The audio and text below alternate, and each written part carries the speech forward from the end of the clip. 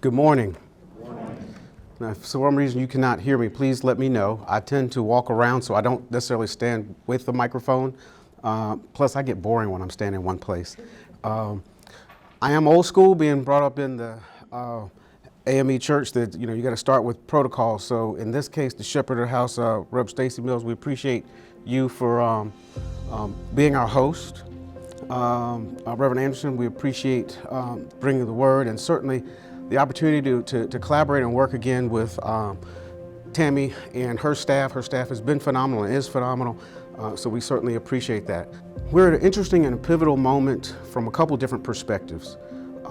Nationally, from a cultural perspective, the emphasis on diversity, equity, inclusion provides an environment rich with stepping up and making the big ask, making the request, and being heard a little bit differently. At the same point in time, there's also this confluence that we're on what we hope is the backside and the downside of this pandemic. And if nothing, I think that the pandemic has impacted as it relates to our faith-based community is a realization about pivoting and change and being poised to adapt.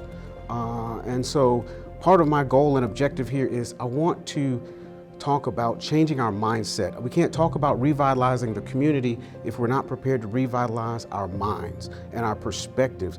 And so I want us to look at how do we take our assets, because the churches hold land, they have buildings, those are assets, and how do we leverage those to move them forward. But the other thing that makes this also, I think, relevant and timely is the emphasis and recognition on having other streams of revenue. I can say that I think that this message falls differently now than it may have with some folks 2 or 3 years ago. But having those alternate streams of revenue is something that becomes super important. And so for me, I just want to just give you an understanding from my perspective of, I say, from my ministry, the anointing that I feel upon, that's been placed upon me in terms of my role and responsibilities. I have sat on every side of the table. I've been on the commercial lending side.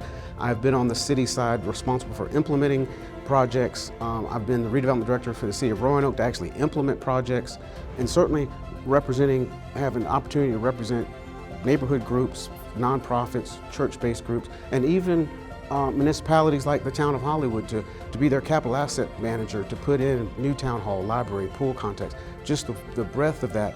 But how do we translate that into a mechanism that we can then participate in the economic realities and benefits? So I take it as both a privilege and a responsibility to be charged to help shepherd some of those visions to move that forward.